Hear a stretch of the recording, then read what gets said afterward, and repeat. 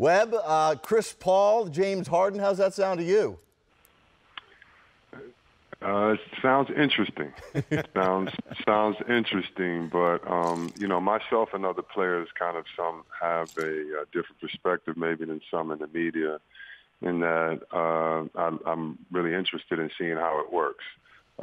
First of all, I love Chris Paul. He's one of the best point guards. You know that in any situation he's going to rock it. He's going to do his thing. But being that the brilliance of last season was James Harden handling the ball, who's a tougher option, moving James to the 2, to me, does not make much sense. It's going to be interesting to see how that works. Also, pace of play.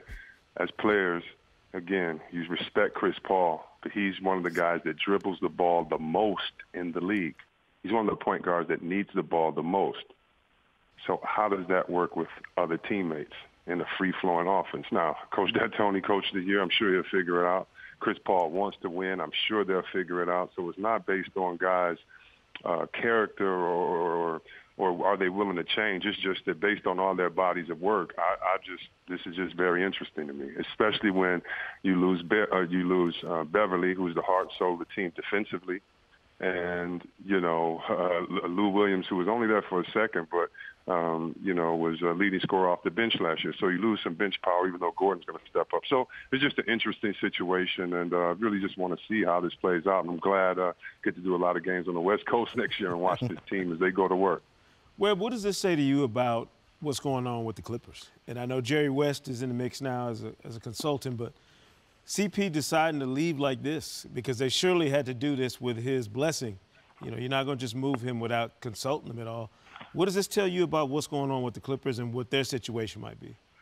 Yeah, I agree with you, Sekou. I don't even think it was his blessing. I think it was his demand. You know, you don't trade Chris Paul unless he says, I want to be traded, period. You know, he was one of the most beloved Clipper, the veteran that you could lead on.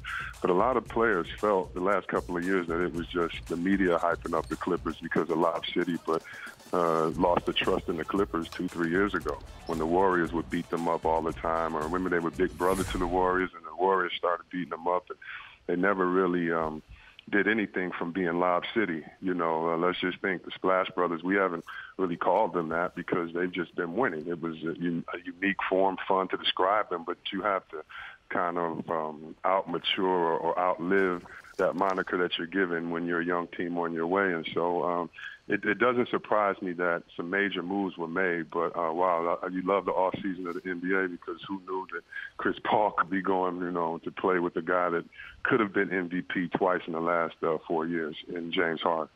What do you think Blake Griffin is thinking right now, C-Webb? You know, I don't know, but it's interesting. I know as a guy that I was blessed to play with great point guards from, you know, Avery Johnson and Tim Hardaway just in practices to Strick to Jay Will, Bibby, and other guys. And I know as a power forward, especially today, you need a guy that knows you, that trusts you, that gets that ball up to you. And so I'm sure he's thinking about who he's going to be running that pick and roll with. I'm sure he's thinking about has his time there. You know, no one wants to be kind of the scapegoat, but then again, some people love embracing and saying, hey, this is my team. So I think he's in a position where he can embrace it, go back to Clippers, be the savior, be this team, prove all of us talking heads wrong, or he could go find another chance. You know, it's really hard to find. I don't think we're going to see a Dirk Nowitzki anymore. Maybe not even see, you know, a Dirk Nowitzki or a Kobe guy staying, or Reggie Miller staying with their team 20 years in this type of climate. And so if he leaves and finds another place, I wouldn't be surprised that right now he just needs to do soul searching and really see what's the best place for him to enjoy his career. That's number one, for him and his family to enjoy his career and to thrive in basketball. So I'm sure this threw a monkey wrench in everyone's plans, and I'm sure we'll see this ripple effect go all the way through the NBA and some moves that you'll see people making or guys you'll see people vying for. Oh, great. So you're saying we're going to be even busier today. No, I mean, I hope so. Hey, this is what I love, man. I love football, but you know, the best thing about basketball, we really do off-season moves. Yeah. Our seasons are great, so I love it. Hopefully, you know, Sekou has to check his phone all day for rumors going on. Hopefully he has some more to report tonight. Well, Chris, you know, if not for the Chris Paul trade rumors here that he's going to Houston. The biggest news would be that Phil Jackson has been and the Knicks have mutually parted ways here. What do you think of the timing? Less than a week after the draft, where the Knicks had the 8th pick, and about 2 days before free agency, that the Knicks would decide to get rid of Phil Jackson.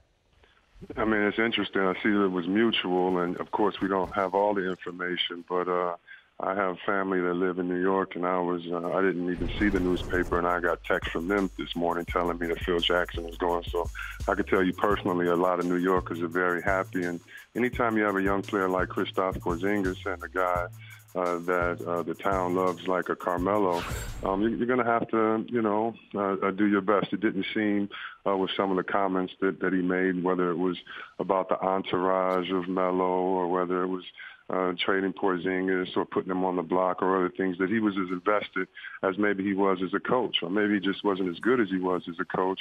But it's kind of a sad way to see things, part. As a basketball fan, I want to see Phil Jackson come in there and do well. I just don't know with the type of players that we have. One thing about the triangle offense, and I know it very well, is that it put guys on a leash. And this was the days that you had guys and they didn't have maybe the one-on-one skill as guys today. So center opposite plays like that. You could do different things with guys. You made guys valuable and hid some of their lack of skill. Where today, guys don't need to be put on a leash in the triangle. They can score from every position, and there's a bigger emphasis on three. And so I think a lot of it as well was abandoning the triangle offense as far as in their organization. And so it may just be, as much about him as it is his offense. And so, but it's an interesting day and kind of a sad one when you see a legend like Phil has done so much for the game, won so much, and brought so many great memories to fans kind of leave unceremoniously like this. Well, C. Webb, we appreciate you taking time out on this very busy Wednesday to join us and lend your perspective on all the news floating around the NBA today. We got Sekou Smith, Jared Greenberg. We got David Aldridge, the Hall of Famer, on the phone here. How about this for a Wednesday, DA? Wake up, Phil Jackson's fired, and Chris Paul is now a member of the Rockets. Yeah, well, it's another more indication of just, I think, the frenzied nature of the league now with again, I think this is all based on Golden State, and you see everybody kind of scrambling to make deals and moves to try and keep up. And it leads to so much more activity, whether it's a team like the Knicks that wasn't getting any sniffs in free agency. Agents were not going to send their players there, so they knew they had to do something to change that equation to get in the game. Or a team like Houston that has a superstar in James Harden, but realizes even having a superstar in this era is not close to good enough to being able to compete for a championship. So everybody is, arming themselves as rapidly as possible. DA, how does this Chris Paul trade change things for free agency in a couple of days? Does this, put the Clippers in a different situation in terms of who they pursue, or does it shuffle the cards for the rest of the league because Chris Paul is now not available anymore in free agency? Well, I think the does is, at least from the Clippers standpoint, they're hoping this helps them with Blake Griffin. I mean, I don't think it's any secret that the relationship between Chris Paul and Blake Griffin and DeAndre Jordan was not great. It was workable, but it wasn't great. So now you've removed that. Instead of giving Chris Paul almost $200 million, you now have the opportunity to give Blake Griffin a max contract. And that doesn't mean that he won't take a visit to Boston or Miami or anybody else that's going to make a pitch for him. But I think that it certainly helps the Clippers in terms of potentially keeping him long term. Guys, it's funny. Guys want to play with other guys until they play with other guys. You know what I'm saying? So, Chris Paul, when he was in New Orleans, I'm doing it by myself. I need help. I got to go someplace where they give me help. Well, you got help. I'm not sure I like it here either. So now, Blake will have a much more, I think, opportunity for things to go through him if he stays with the Clippers. So I think that's what they're hoping, at least. And so that would obviously have a ripple effect around the rest of the league.